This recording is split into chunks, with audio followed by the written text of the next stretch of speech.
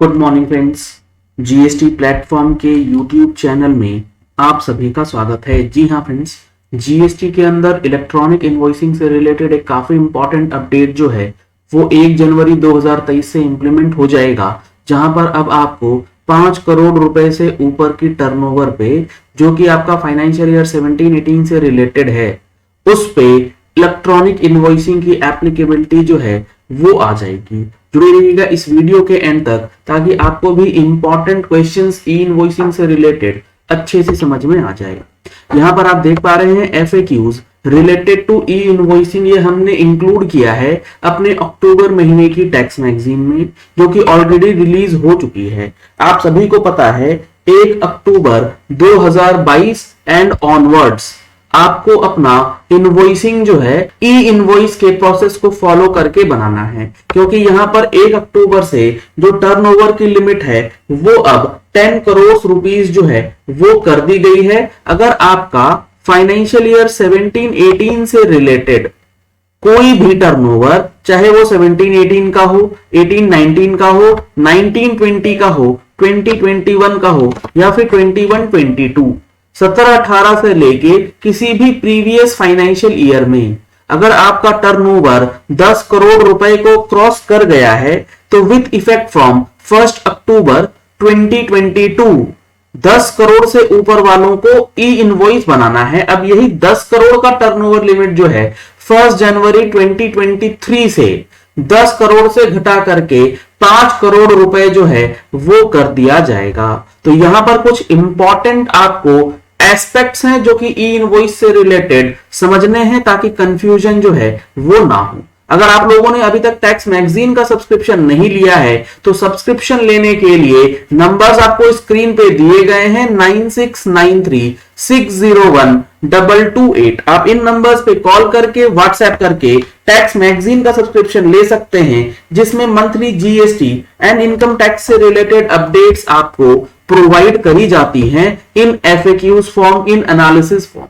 अभी हम लोग डिस्कस करेंगे जो इंपॉर्टेंट ड्यू डेट्स हैं उसमें भी क्या क्या चेंजेस किए गए हैं। यहां पर आप देख पा रहे हैं 1 अक्टूबर 2022 से यह बता दिया गया है कि हर एक रजिस्टर्ड पर्सन जिसका टर्नओवर 10 करोड़ रुपए को क्रॉस कर चुका है 17-18 ऑनवर्ड्स किसी भी साल में, उसे ई इनवॉइस बनाना है। तो सबसे पहला सवाल आता है कि where a person is having turnover of 8 crore. अब यहां पर 8 करोड़ इसलिए दिया गया है क्योंकि अभी टर्नओवर है 10 करोड़ रुपए का। जब ये लिमिट हो जाएगी 5 करोड़, तो अकॉर्डिंगली आपको समझना होगा कि कितने टर्नओवर पे ये एप्लीकेबल होगा। अगर 8 करोड़ रुपए का टर्नओवर फाइनेंशियल ईयर 2023 में अप टू 30 सितंबर है and having no turnover in any of the preceding financial year is he required to generate e-invoice। यानी कि 22-23 के अंदर ही सितंबर महीने में 8 करोड़ रुपए का टर्नओवर हो गया है, लेकिन 17-18 से लेकर के अभी तक 21-22 तक कोई टर्नओवर नहीं था, तो क्या आपको ई इनवॉइस बनाने की कोई भी रिक्वायरमेंट है या नहीं है। He is not liable to generate e invoice because turnover in any of the preceding year does not exceed 10 crore. इस केस में कोई भी ई इनवॉइस बनाने की जरूरत नहीं पड़ेगी। Where a person is having turnover of 18 crore in financial year 21-22 and having turnover of 8 crore in 22-23 up to September 23 is he required to generate। यानी कि 21-22 में टर्नओवर था 18 करोड़ रुपए का, लेकिन करंट फाइनेंशियल ईयर में यानी कि 22-23 में उसका टर्नओवर हो गया है 8 करोड़ रुपए का। तो क्या इस सिचुएशन में इलेक्ट्रॉनिक इनवॉइस बनाने की रिक्वायरमेंट है? तो यहां पर आंसर होगा yes, he is liable to generate e invoice, क्योंकि रूल ये है 17-18 से लेके किसी भी प्रीवियस ईयर में अगर आपका टर्नओवर 10 करोड़ को क्रॉस कर जाएगा तो ई इनवॉइस आपको बनाना है। तो इस सिचुएशन में 21-22 के अंदर 18 करोड़ रुपए का टर्नओवर जो है वो किया गया है। अगला है where a person is having turnover of 8 crore in 21-22 लेकिन 22-23 में 10 करोड़ रुपए को क्रॉस कर गया है, यानी कि करंट फाइनेंशियल ईयर में उसका टर्नओवर 10 करोड़ को पार कर जाता है, लेकिन 17-18 से लेकर के 21-22 तक किसी भी साल में 10 करोड़ का कांटा टच नहीं हुआ, तो क्या होगा इस सिचुएशन में? Know the turnover in any of the preceding year from 17-18 does not exceed 10 crore. Therefore, in this situation, e-invoice is not required. तो यहां पर नोट भी दिया गया है कि turnover of financial year 22-23 is not taken into consideration for requirement of generating e-invoice for 22-23, यानी कि करंट ईयर का टर्नओवर अगर क्रॉस कर भी जाता है तो आपको ई इनवॉइस बनाने की रिक्वायरमेंट जो है वो नहीं होगी। तो यहां पर इलेक्ट्रॉनिक इनवॉइस से रिलेटेड ये 10 करोड़ की एप्लीकेबिलिटी जो है वो बदल के हो जाने वाली है 5 करोड़ रुपए। तो 17-18 से लेके 21-22 तक अगर आपका टर्नओवर किसी भी साल 5 करोड़ रुपए से ऊपर चला गया है तो अब आपको इलेक्ट्रॉनिक इनवॉइस की तैयारी जो है वो करनी है, क्योंकि पोर्टल पे ऑलरेडी बीटा टेस्टिंग मोड जो है वो इनेबल कर दिया गया है 5 करोड़ से ऊपर वालों के लिए। यहां पर आप देख पा रहे हैं हमने अक्टूबर महीने की मैगजीन में एडवांस में अब यहां पर पॉलिसी लाई है कि आपको अगले महीने की ड्यू डेट्स भी बताई जाएंगी। अक्टूबर की मैगजीन में अक्टूबर की due dates and along with that नवंबर की ड्यू डेट्स भी देंगे। तो यहां पर आप देख पा रहे हैं नवंबर 2022 में कौन सी ऐसी डेट्स हैं जो आपको फॉलो करनी है, जिसमें सबसे इंपॉर्टेंट है जो फाइनेंस एक्ट 2022 के माध्यम से चेंजेस किए गए हैं ड्यू डेट्स के अंदर। अभी तो हमने यहां पर ड्यू डेट्स में सबसे पहले इंक्लूड किया है last date to avail input tax credit for financial year 21-22, यानी कि सेक्शन 16 सब सेक्शन 4 के अंदर जो टाइम पीरियड था उसे एक्सटेंड किया गया है 30 नवंबर 2022 तक। इसके बारे में हमने विस्तृत जानकारी भी फिर नीचे सेक्शन 100 का जो अमेंडमेंट है वो एनालिसिस वाइज आपको करके दिया है ताकि आप एग्जांपल के साथ उसे समझ पाएं।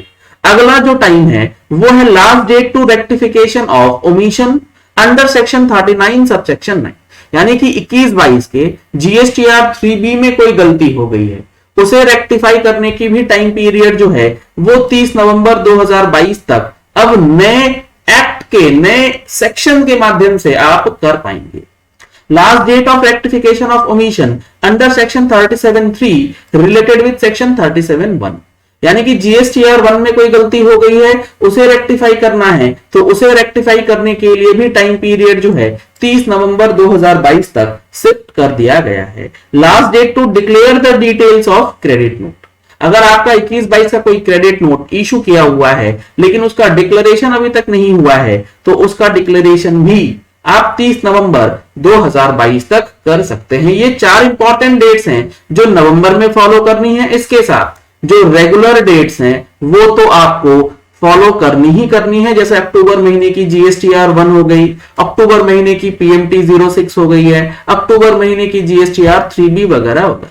अगर हम लोग बात करें कि अक्टूबर महीने में ऐसी कौन सी चीजें हैं जो 31 अक्टूबर से पहले पहले आपको कर लेना है, नहीं तो काफी ज्यादा नुकसान आपका हो सकता है। इसमें सबसे इंपॉर्टेंट है और सबसे छोटा कंप्लायंस है DIR3 डायरेक्टर केवाईसी सबमिशन।